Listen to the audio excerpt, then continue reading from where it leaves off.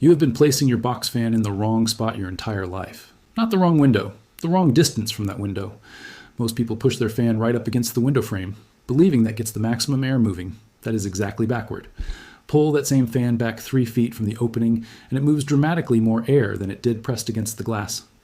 This exact positioning principle is used by professional fire crews to clear smoke from burning structures in minutes. It is based on a physics phenomenon documented over 280 years ago. Ventilation engineers have known about this for decades. Nobody ever explained it to homeowners standing in front of their attic access hatch with a box fan and no idea where to put it. Welcome to Vault Breaker, where we open every vault that billion-dollar industries pay to lock shut. Subscribe and ring the bell right now because the fan you already own is about to move air it has never moved before. Here's the physics and why distance matters more than power. When a fan blade spins, it does not simply push the air directly in front of it. It creates a fast-moving jet stream of air that travels outward from the fan. As that jet stream moves through open space, it drags surrounding air along with it through a phenomenon called entrainment. The faster-moving air at the center of the jet has lower pressure than the still air around it, and that pressure difference pulls the surrounding still air inward to join the moving stream. This means a fan moving through open air is actually moving significantly more total air volume than the air passing directly through its blades, because it is pulling additional surrounding air along for the ride. When you press a fan directly against a window or doorway opening, you eliminate the space the jet stream needs to develop and pull in that surrounding air. The fan is forced to work with only the air immediately behind it, missing out entirely on the entrainment effect that dramatically increases total airflow. Pull the fan back, and the jet stream has room to expand into a cone shape as it travels, entraining surrounding air the entire way, until that expanded cone of moving air reaches the window or doorway opening and passes through it as one significantly larger volume of moving air than the fan could produce on its own. This exact principle is formally used in firefighting under the name positive pressure ventilation. Fire crews position a specialized fan at a calculated distance from a doorway, allowing the expanding air cone to fully cover and seal the opening before air is forced into a burning structure, clearing smoke and superheated gases dramatically faster than a fan placed directly in the doorway ever could. Fire service training manuals document specific setback distances based on doorway size because positioning the fan too close or too far both reduce the effectiveness of the pressure seal across the opening. The underlying physics traces back to work published by Daniel Bernoulli in 1738, describing the relationship between fluid speed and pressure that governs exactly this kind of airflow behavior. That principle has been sitting in physics textbooks for nearly 300 years, used daily by ventilation engineers and fire crews, and almost never applied by an ordinary homeowner standing in front of their own attic hatch. Think about every summer you propped a box fan directly in your attic access opening or a window, running it at maximum speed, and still felt like the trapped heat barely moved. Think about how much of that fan's actual potential airflow you were losing simply because of where you placed it. If you have made it this far, you already understand fan placement better than most people who have owned a box fan their entire lives. Subscribe and share this with someone fighting trapped attic heat with a fan in the wrong spot. Now stay with me, because here is exactly how to calibrate this in your own home today. Identify your attic access point, whether that is a pull-down hatch, a scuttle opening, or an attic doorway, and confirm it is safely accessible. Position your standard box fan facing directly toward that opening, but instead of placing it flush against the frame, measure back approximately 3 feet from the opening. The exact ideal distance scales with the size of your opening, with smaller hatch openings requiring slightly less setback and larger doorway-sized openings benefiting from slightly more. But 3 feet is a reliable starting point for most standard attic access openings and window sizes. Position the fan centered on the opening, facing directly into it rather than at an angle, since the expanding air cone needs to travel in a straight line to fully cover the opening by the time it arrives. Run the fan at its highest speed setting, since a stronger jet stream entrains more surrounding air and creates a more complete seal across the opening at the target distance.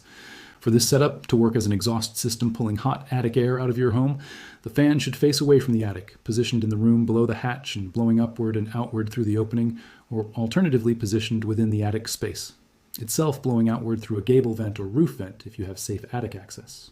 Before running this setup, identify a lower level intake point somewhere else in your home, such as a ground floor window or door, and open it, since the powerful exhaust effect at the attic opening needs a source of replacement air to pull in from below, or the system will struggle against its own resistance.